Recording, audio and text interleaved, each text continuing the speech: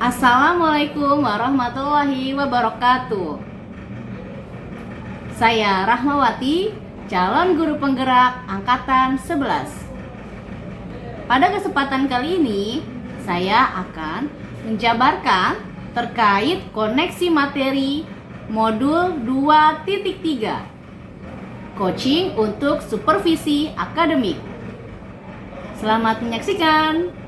Nah, ada beberapa poin yang akan saya jawab. Yang pertama, pengalaman atau materi pembelajaran yang baru saja diperoleh.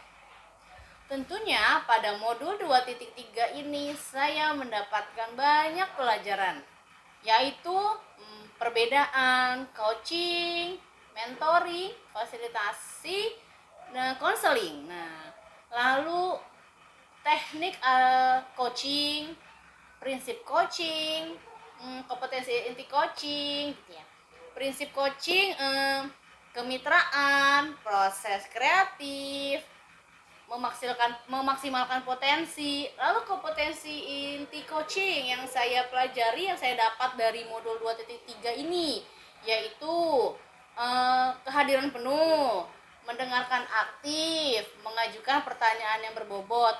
Nah, serta saya pun mendapatkan materi alur tirta. Nah, alur tirta ini sebagai pendekatan dari coaching.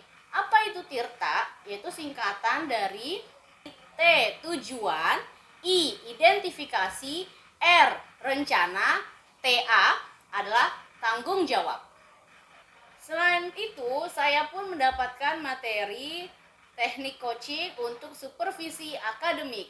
Ada 3 rangkaian dalam supervisi akademik: pra-observasi, observasi, dan pasca-observasi.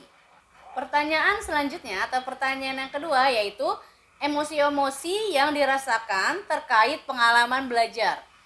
Tentunya selama mempelajari modul 2.3 ini saya merasakan motivasi yang luar biasa, merasakan menyenangkan, saya merasa senang, bahagia, penasaran gitu ya. Mengapa? Karena saya baru memahami, oh teknik coaching seperti ini gitu. Saya merasakan keseruan saat sedang latihan dan praktek coaching bersama rekan sejawat saya di ruang kolaborasi.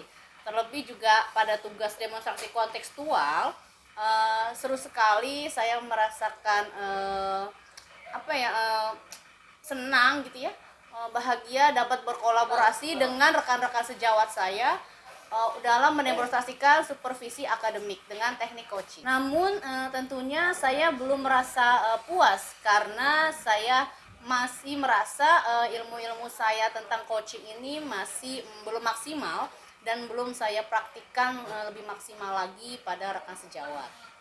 Untuk itu tentunya saya akan memaksimalkan pengalaman belajar saya ini untuk bisa menerapkan teknik coaching yang lebih baik lagi. Pertanyaan selanjutnya, apa yang sudah baik berkaitan dengan keterlibatan diri dalam proses belajar?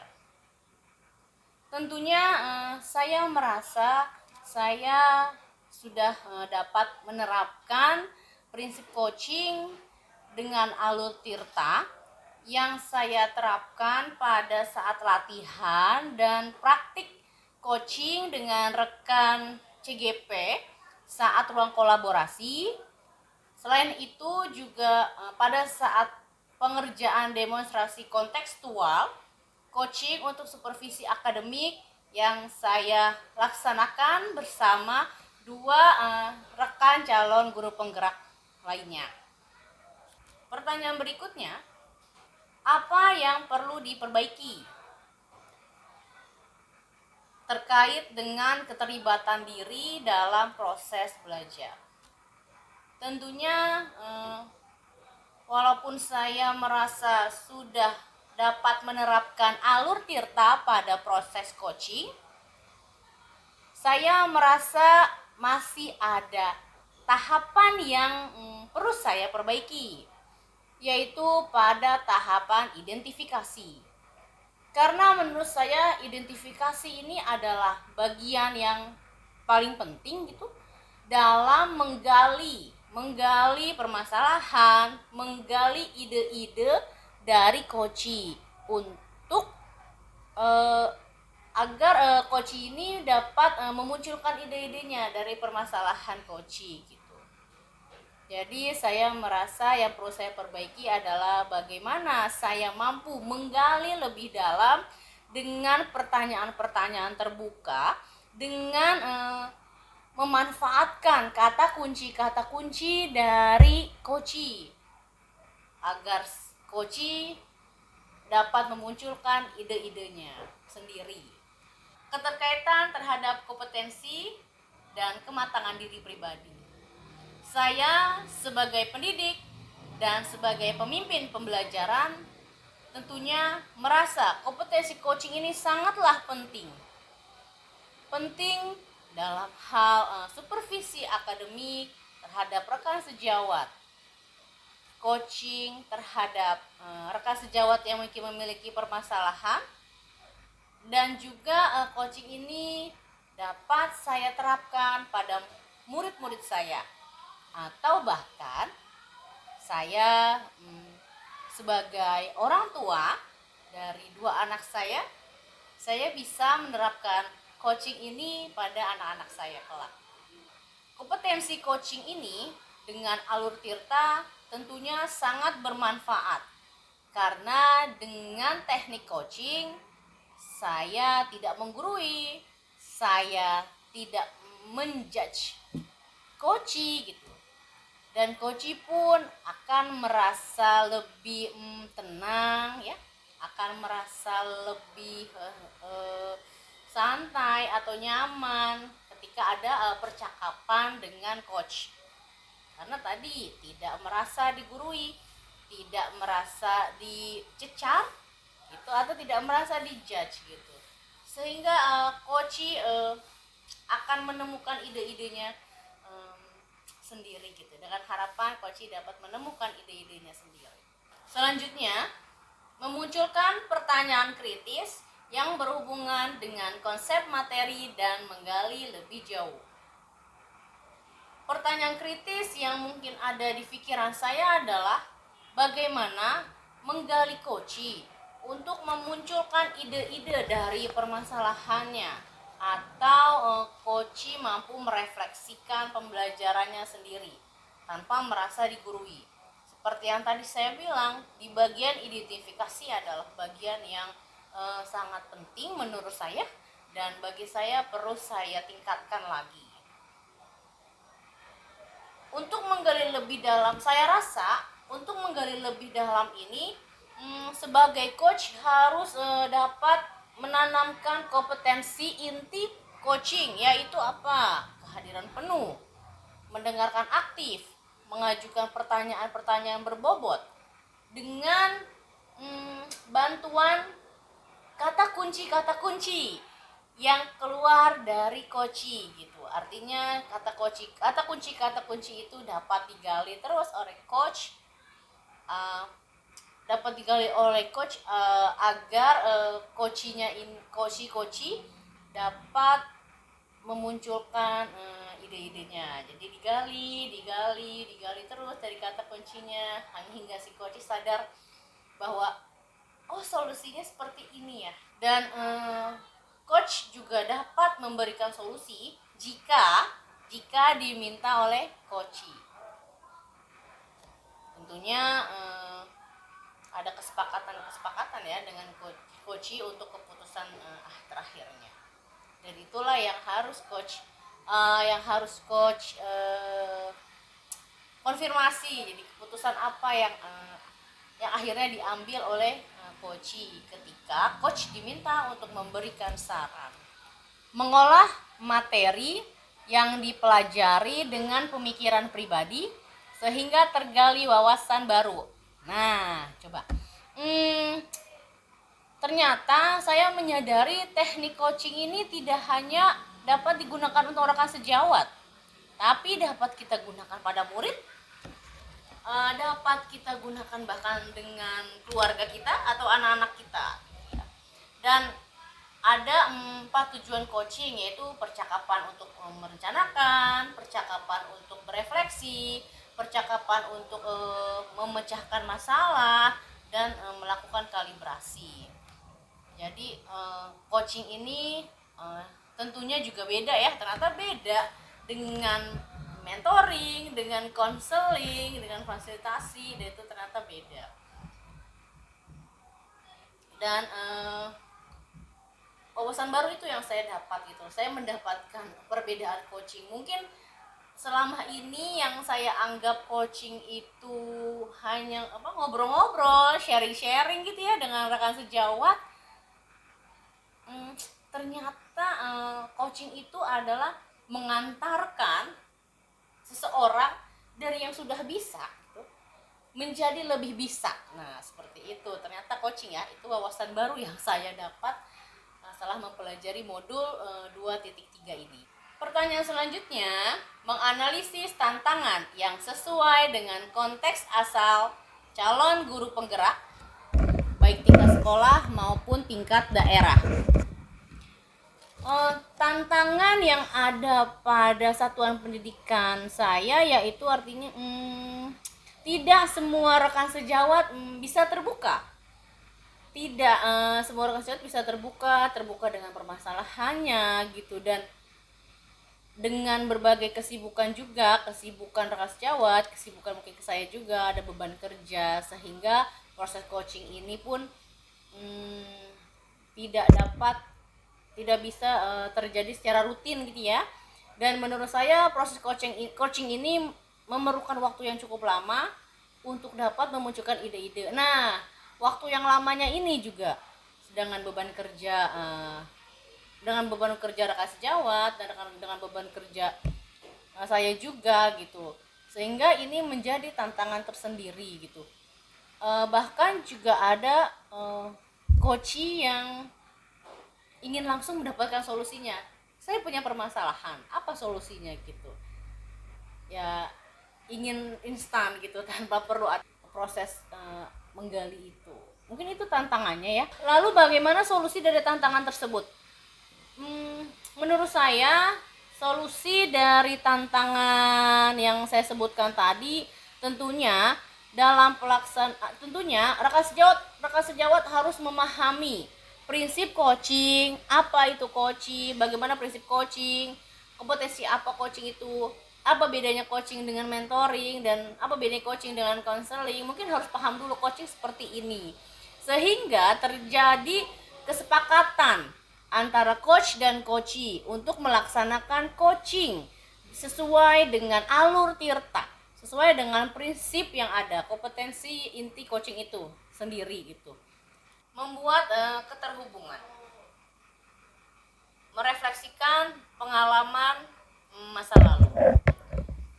Sebelum saya mempelajari modul 2.2 terkait coaching untuk supervisi akademik, saya berpikir coaching adalah ngobrol dengan beberapa rekan sejawat gitu loh, ngumpul bareng, kita ngobrol, itu coaching ya. Jadi dulu saya berpikir seperti itu, ngobrol-ngobrol, membahas suatu permasalahan atau membahas suatu mungkin soal-soal gitu ya, soal-soal dalam pelajaran gitu, dan itu coaching gitu, sharing-sharing. Nah, itu coaching. Dulu saya berpikir seperti itu. Sebelum saya mempelajari modul 2.2, saya berpikir coaching seperti itu. Dan pada pelaksanaan supervisi akademik pun proses coaching tidak berjalan dengan alur tirta gitu ya. Pengalaman masa lalu saya, supervisi akademik hanya yang ngobrol-ngobrol gitu ya, ngobrol-ngobrol, memberikan saran, memberikan masukan gitu loh.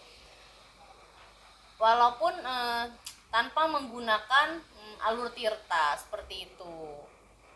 Itu yang dulu saya pikirkan, yang dulu saya simpulkan terkait coaching sebelum mempelajari modul 2.3. Harapan penerapan di masa mendatang. Tentunya saya sebagai pendidik dan pemimpin pembelajaran, saya berharap teknik coaching dengan rekan sejawat atau teknik coaching dengan murid dapat diterapkan dengan sebaik-baiknya menggunakan alur tirta.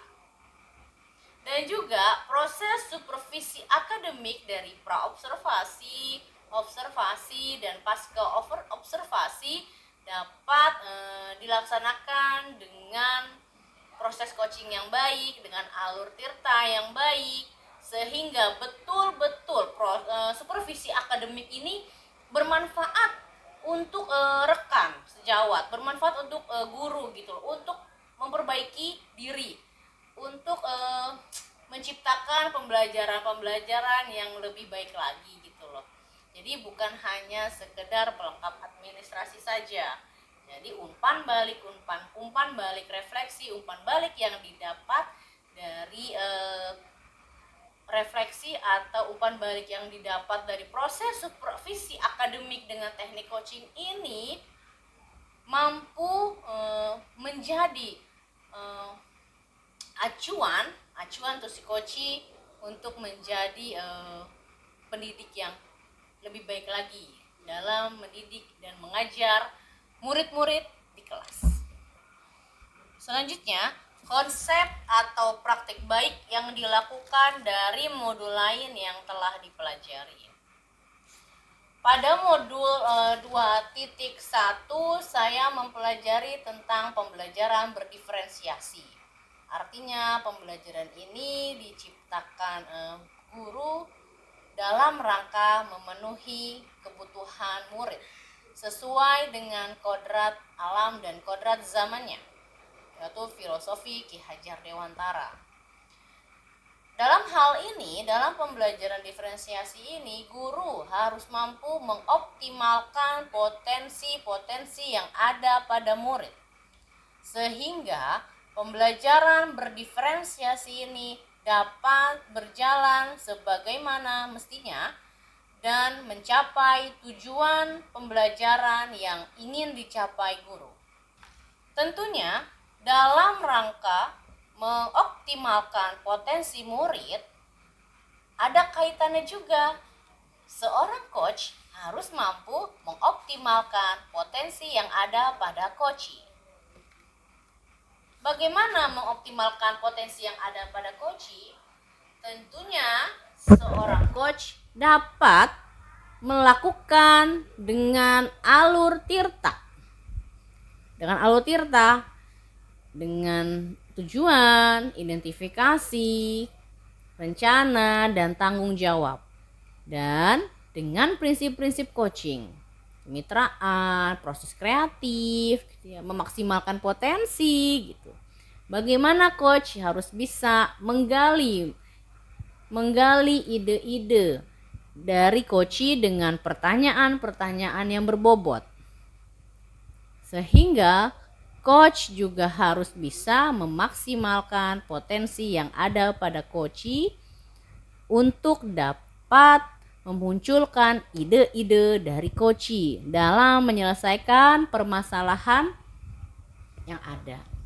Kemudian pada modul 2.2 saya mempelajari materi pembelajaran sosial emosional, atau ada 5 kompetensi sosial emosional: kesadaran diri, keterampilan berelasi, manajemen diri, kesadaran sosial, dan pengambilan keputusan yang bertanggung jawab.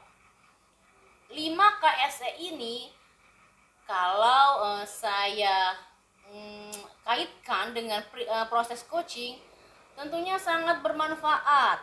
Coach dan coachee harus sama-sama memiliki emosi yang baik gitu ya, agar tidak ada yang emosi, agar tidak ada yang merasa dijudge atau disalahkan gitu. Coach harus bisa juga memahami coachee, begitu juga coachee dapat memahami coach gitu ya, saling berelasi dengan baik gitu ya. Memiliki kesadaran diri juga, manajemen diri dalam mengolah emosi gitu, sehingga coach tidak perlu sampai menceritakan atau berbagi pengalaman atau ide-ide gitu, karena harapannya adalah dalam proses coaching ini yang memunculkan ide-ide adalah coach hanya mengarahkan, dari coach yang sudah bisa menjadi yang lebih bisa. Tentunya dalam pembelajaran sosial emosional ini juga coach mungkin bisa menerapkan teknik stop pada coaching agar coachingnya lebih tenang ya, lebih merefresh pikirannya gitu, sehingga mudah untuk digali lah potensi yang ada pada coach ini. Selain itu, yaitu kompetisi sosial emosional adalah pengambilan keputusan ya. Artinya coach juga harus mampu dalam mengambil keputusan yang tepat, ide-ide yang tepat untuk menyelesaikan permasalahannya. Jadi pembelajaran sosial emosional yang ada pada modul 2.2 ini tentunya selain bermanfaat buat murid, juga bermanfaat dalam penerapan proses coaching ini. Informasi yang didapat dari orang atau sumber bahan ajar lainnya di luar PGP ini. Tentunya saya harus terus belajar. Saya tetap belajar tidak hanya dari bahan ajar yang ada pada PGP, ada informasi-informasi lain yang bisa saya dapat mungkin dari internet, dari YouTube, atau saya belajar dari rekan saya yang merupakan guru penggerak angkatan 8. Saya banyak bertanya bagaimana proses coaching yang baik. Saya meminta untuk beliau menceritakan pengalaman-pengalamannya selama proses coaching gitu, atau selama proses dalam penerapan pembelajaran sosial emosional gitu, atau pembelajaran berdiferensiasi, atau dalam pelaksanaan coaching yang baik seperti apa. Saya bertanya pelaksanaan supervisi akademik yang baik seperti apa gitu ya, kepada rekan guru penggerak angkatan 8, rekan sejawat saya yang sudah lulus program pendidikan guru penggerak ini. Ya, selesai jawaban dari saya untuk tugas koneksi materi modul coaching untuk supervisi akademik. Semoga bermanfaat hasil refleksi saya ini untuk Bapak Ibu semua. Mohon maaf apabila ada salah-salah kata atau salah ucap dari saya. Wassalamualaikum warahmatullahi wabarakatuh.